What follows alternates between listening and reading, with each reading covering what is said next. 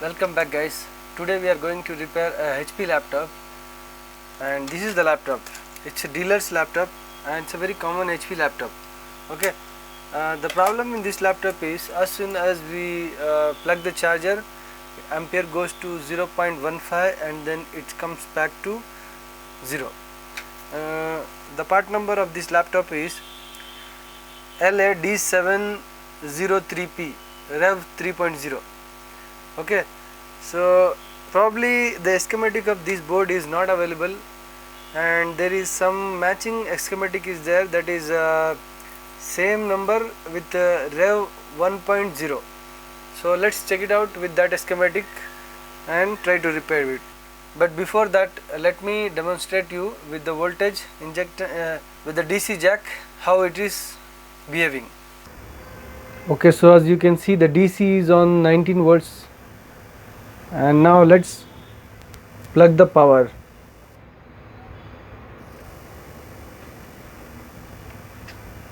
Okay, now see how it behaves on the DC. So it is jumping to 0.28 and coming back to 15 and then 0.01. Okay, so this is the problem we are facing on this laptop. Now let's find out what is the problem. Okay, so board is open now. Now let's do cold testing before we can inject the voltage. If there is anything on the board which we can find it while doing cold testing, and then only we will be able to inject the voltage. Okay, so as we know, the voltage was going inside while putting the charger. So anyway, let's start from the beginning itself.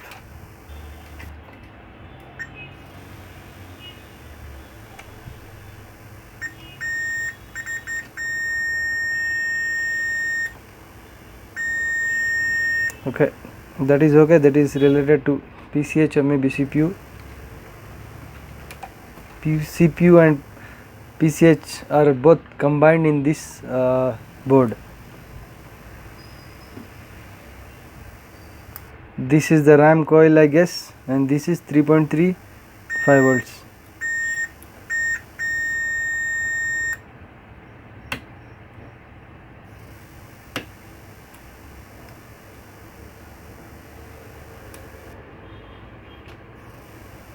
Okay, so here we are getting 362 resistance,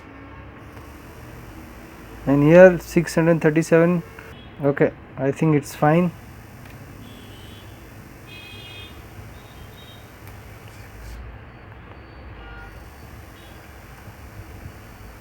So this could be the RAM coil, and these two could be the 3.3 and 5 volts.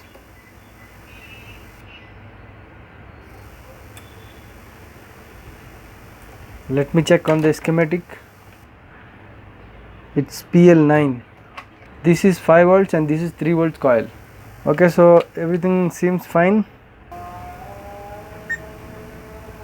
I think there is no shortage in this one. Probably it's a S3 level issue. So let's inject the voltage and check it out. The voltages, what are the voltages we are going to get?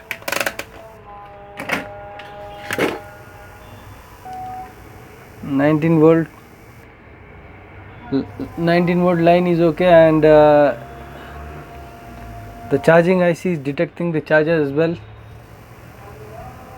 Now if I press the power button, yeah, it is going to 28 and it's coming back. Okay, so now let's check the voltages. 19 volt line is okay, that is why this light is coming, and then it is getting triggered after pressing the power button. So let's check 3.3 and 5 volt.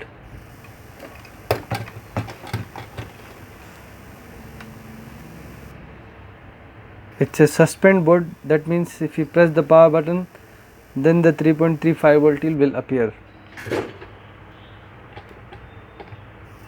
If you are able to see it, now let's press it.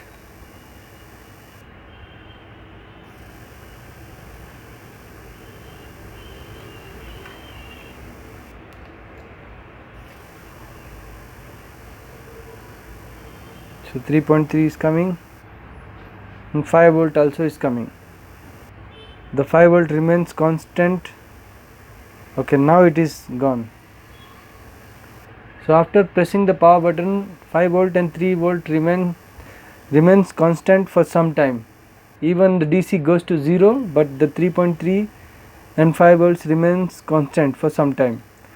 That means after this, now it has gone to 0. That means after this somewhere there is a problem. So we need to check it secondary voltage from here, that is after this 3.3 volt will converted into VL voltage, VS voltage, or you can say secondary voltage. That we need to find out from the schematic. So let's check in the schematic. So here we have a schematic, and now we will go by starting, and now we will go according to the schematic, and we will find out what happens after pressing the power button. So here is the information given, what happens after the power button we press it.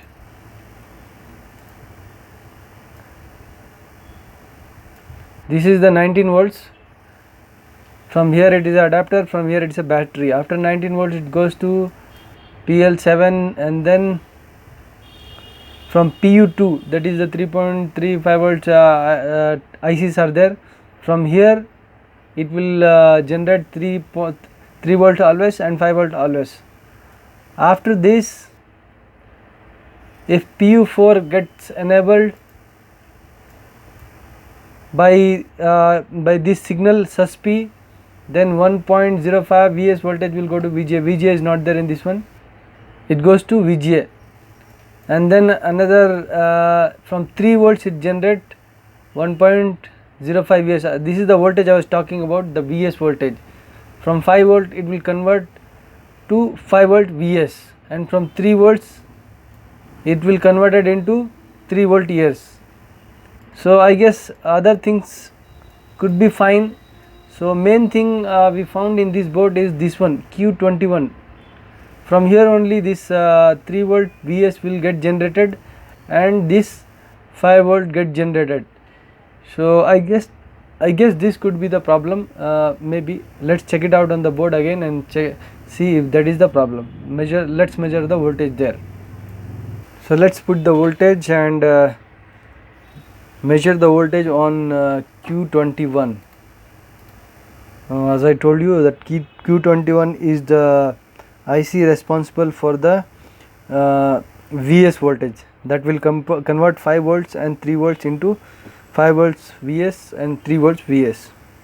Okay, so the DC is on. Now let's measure the voltage after pressing the power button. As per the schematic, let me check it out. Q21.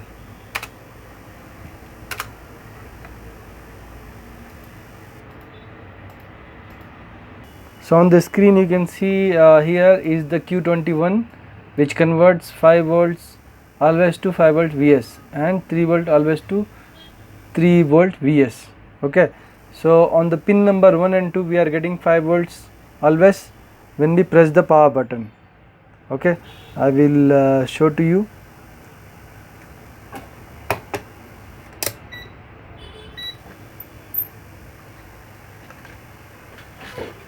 If I'll be able to show you the measurement voltage.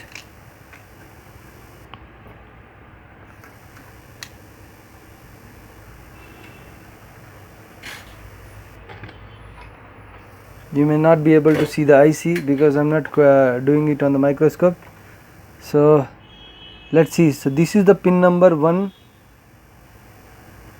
on the right hand side, pin number 1 and 2. So let's measure the voltage after pressing the power button.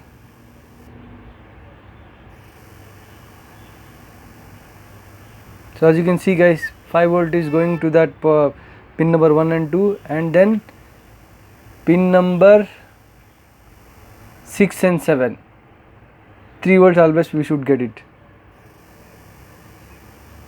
Okay, so here we are getting 3.3 always. Okay, From here it will convert, this IC will convert these voltages into this. Now let us see if it is getting converted from the other side.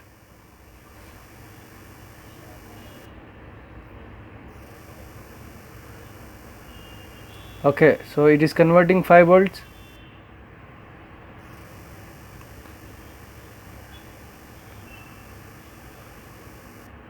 And it is converting 3.3 volts. Okay, but still it is on the same condition. That means the switch is okay. Now let's check the sus P and sus P is on the, now let's check this signal, sus P hash on pin number 3 and sus P hash on pin number 5. Pin number 5.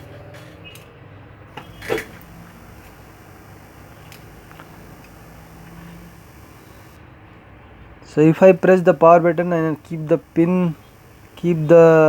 probe on the 1 2 3 pin number 3, we are getting 3.3 volt, but here we are supposed to get no voltage, I guess.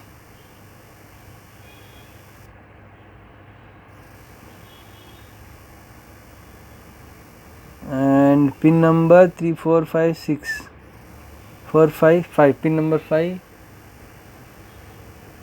here also we are getting voltage.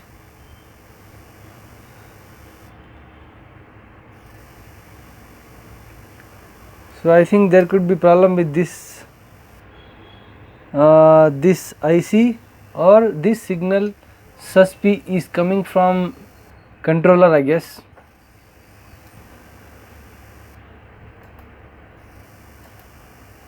Okay, so it's KB9022QD, it's a controller, IO controller, and here is the pin number 116.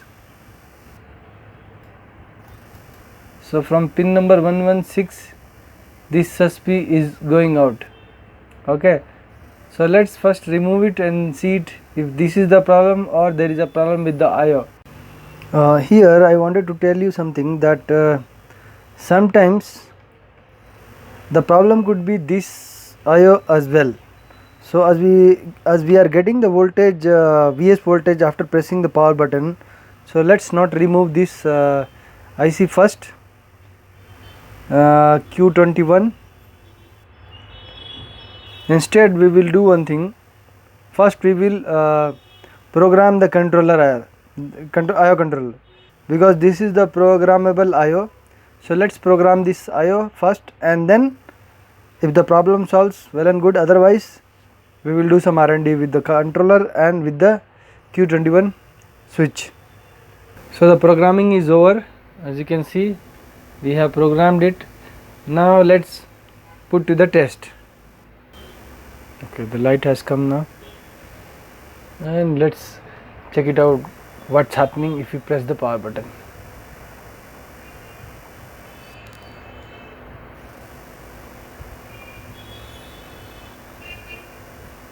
Looks like same condition, but this time if I press the power button, it's coming back to 0 very fast.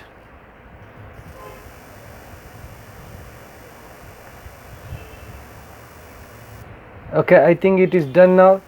As you can see, it is holding at 0.25.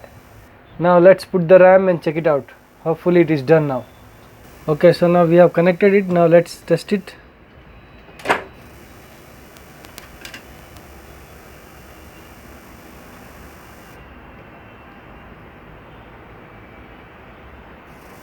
Okay, it seems the problem remains same, and the display has not come. It is same thing happening. So let's do another try. Let's program the BIOS as well, because we have programmed the IO controller. Now we will program the BIOS and then we will see it.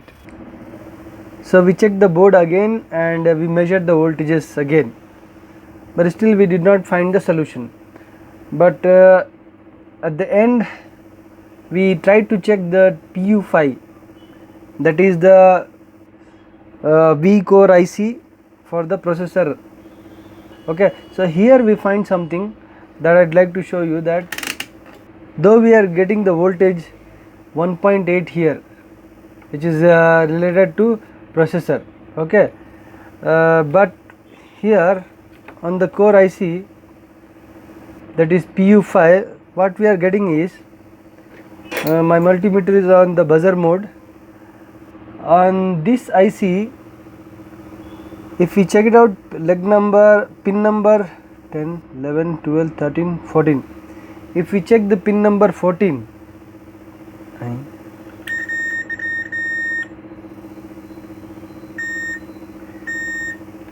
if we check the pin number 14 here, we are getting a beep sound, and pin number 15 as well, okay, here.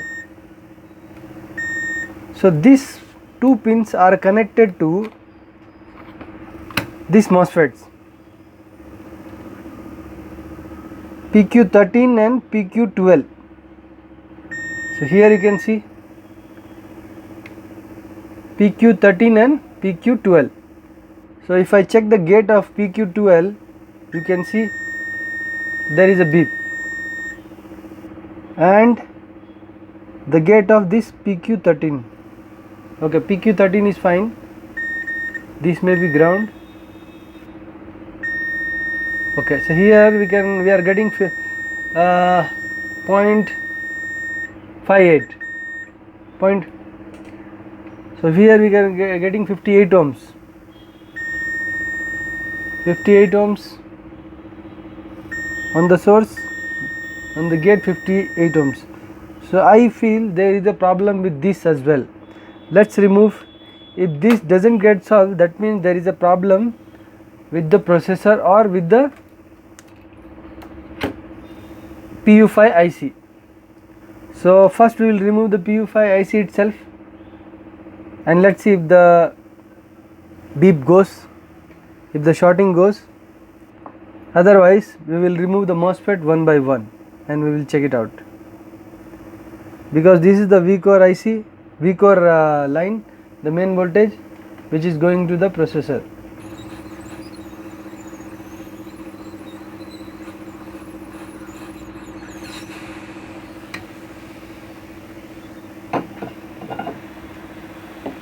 Okay, so we have removed it.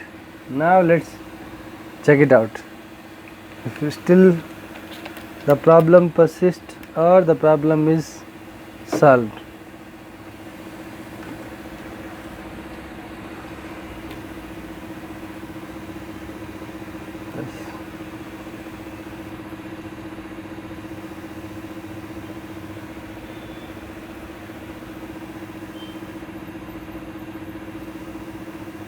Okay guys, I think the beep sound has gone.